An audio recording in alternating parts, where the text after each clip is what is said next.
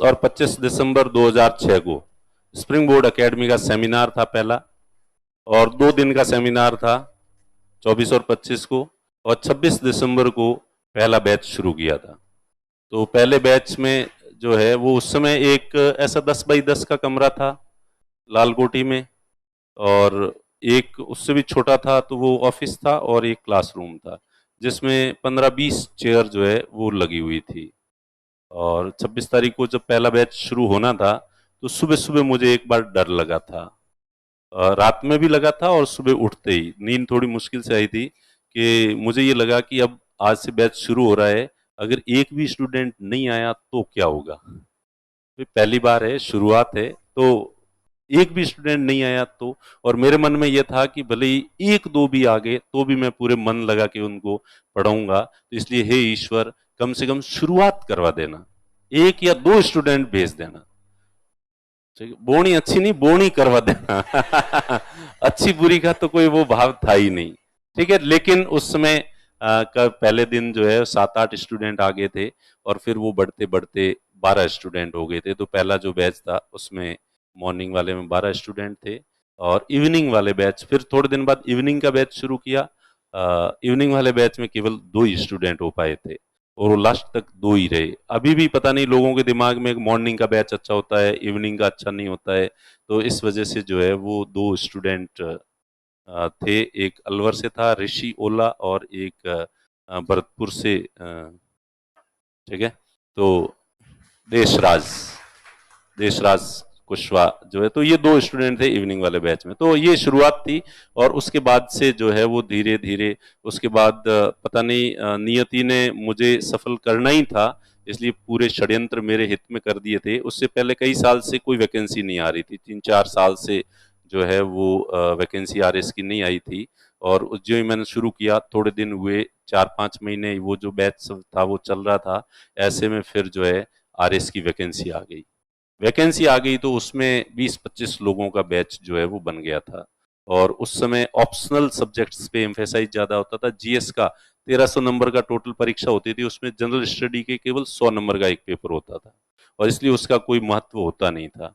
400-400 number के अपने जो ऑप्शनल पेपर होते थे तो वही ज्यादा चलते थे, इसलिए स्टूडेंट्स बढ़ जाते थे। अलग अलग अलग जिस ऑप्शनल के लिए जो टीचर फेमस होता था उसी टीचर के पास जाते थे। तो मेरे यूपीएससी में हिस्ट्री और फिलॉसफी ऑप्शनल रहे हुए थे, तो इसलिए मैं दोनों ही ऑप्शनल पढ़ाता था, हिस्ट्री भी पढ़ाता था, फिलॉसफी भी पढ़ाता था। लेकिन चूंकि हिस्ट्री और फिलॉसफी दोनों में ही जयपुर के अंदर पहले से स्थापित टीचर इतने ज्यादा थे, खूब सारे टीचर्स थे जो पहले से बहुत लोकप्रिय भी थे, इसलिए ज्यादातर बच्चे वहीं जाते थे।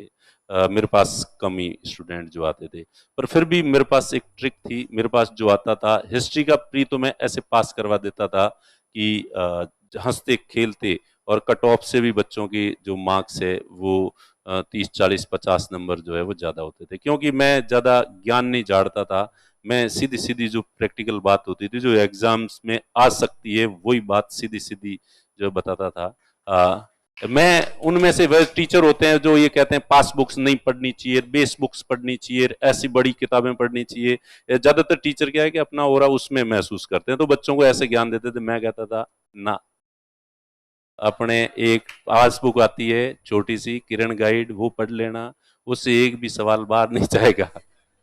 और स्टूडेंट वही पढ़ते थे और सीधे पास हो जाते थे। तो 2000 की जो 7 की वैकेंसी थी उस समय तो मेरे पास कुछ ज्यादा स्टूडेंट भी नहीं थे, 20-25 स्टूडेंट होंगे, तो उसमें भी 4-5 स्टूडेंट कोई सेलेक्ट हुए थे, वो भी पीछे की रैंक पे सेलेक्ट हुए थे। कोई बहुत अच्छा रिजल्ट, क्योंकि बच्चे स्टूडेंट थे भी नहीं और एकदम से मैंने शुरू ही किया था। तो उसके बाद जस्ट प्रकृति चाहती थी कि मैं और अच्छा चलूं, इसलिए 2007 में वैकेंसी आई और 2008 में फिर वैकेंसी आ गई। 2008 की वैकेंसी तक अब तक लोगों से थोड़ी थोड़ी माउथ पब्लिसिटी से, जो कि यहाँ एक बार स्टूडेंट आ जाता था तो फिर वो कोशिश करता था कि सर इतनी मेहनत करते हैं सुबह शाम, इनके पास कोई क्यों नहीं आता। और मेरे जो स्टूडेंट है वो दूसरे स्टूडेंट्स को जो दूसरी जगह पढ़ते थे मन ही मन उनको बहुत ही यूं भला बुरा बद्दुआएं देते थे कि ये कैसे हैं, ये लोग क्यों दूसरी जगह जाते हैं, ये सर कितना अच्छा पढ़ाते हैं। आजकल तो क्या है कि स्टूडेंट जो है स्टूडेंट को काउंट करते हैं, कितनी फीस आती है, सर के पास कितने पैसे होंगे, अच्छा इतने छाप रहे हैं नोट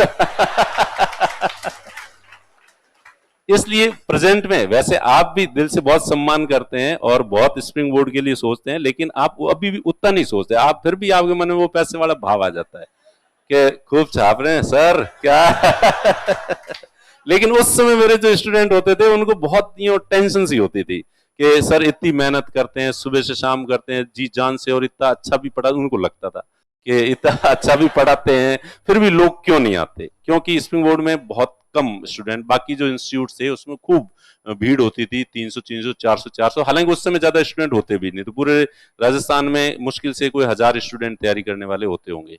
तो इसलिए वो स्टूडेंट्स, मेरे जो स्टूडेंट्स होते थे उनका खून बहुत जलता था, और इसलिए वो एक दो स्टूडेंट ने तो बताया कि सर मैं दूसरे इंस्टीट्यूट के सामने से ही नहीं निकलता। मैं क्यों? कि सर वो बहुत भीड़ दिखती है, मेरा खून जलता है कि ये इतने सारे स्टूडेंट यहाँ क्यों आते हैं, अपने क्यों नहीं आते, और अपने यहाँ ये 10 20 30 स्टूडेंट जो है देख के थोड़ा मनोबल डाउन होता है। तो इसलिए तो उस तरह से वो जो स्टूडेंट्स का लगाव था, शायद वो ही सबसे बड़ी सफलता का जो कारण है वही है। तो 2007 के 2008 की वैकेंसी आ गई एकदम ही, और 2008 की वैकेंसी तक मेरे पास कोई 50 से स्टूडेंट थे, 50-60 स्टूडेंट थे, और उसमें से भी 50-60 में से करीब 20-25 स्टूडेंट जो है वो सिलेक्ट हो गए थे,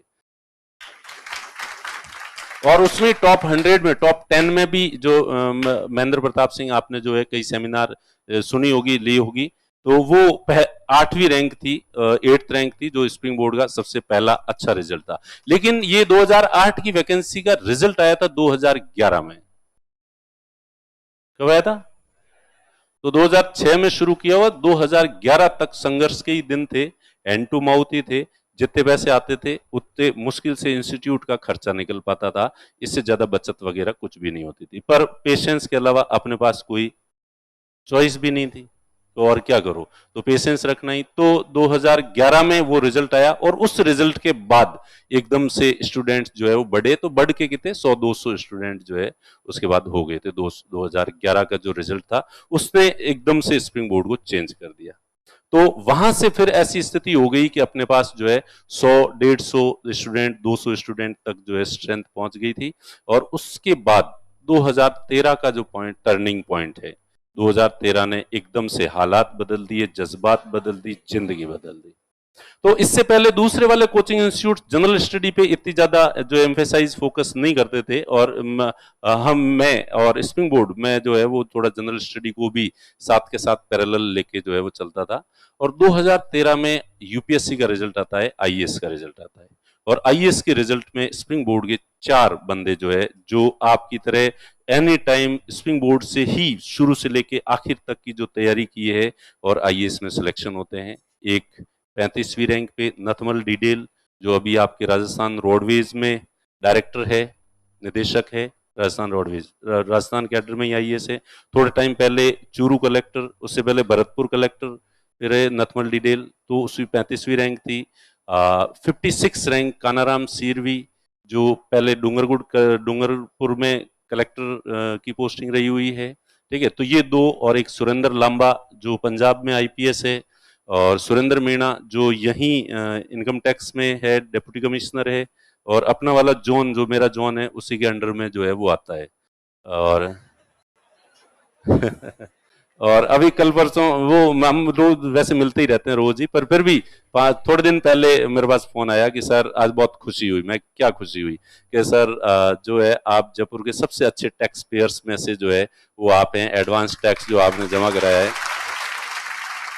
तो वो मेरे बॉस ने मुझे वो लिस्ट दी कि भाई ये एडवांस टैक्स इनके इतना आए हैं, तो उसमें मैंने जब स्प्रिंग बोर्ड का नाम देखा तो मुझे बहुत खुशी हुई, तो मुझे लगा कि आपको ये बताऊं, शेयर करूं कि मेरी जो है खुशी कितनी थी। तो ये 4 लोग जो है वो एकदम से, और ये बिल्कुल जो है वो जिन्होंने शुरुआत और लास्ट तक यहीं से जुड़े हुए थे, और तब तक अभी तक के इतिहास में दिल्ली में भी इतने सारे कोचिंग इंस्टीट्यूट्स थे हिंदी माध्यम के, लेकिन किसी इंस्टीट्यूट के इस तरह के जो है वो 4 स्टूडेंट जो प्रॉपर क्लासरूम के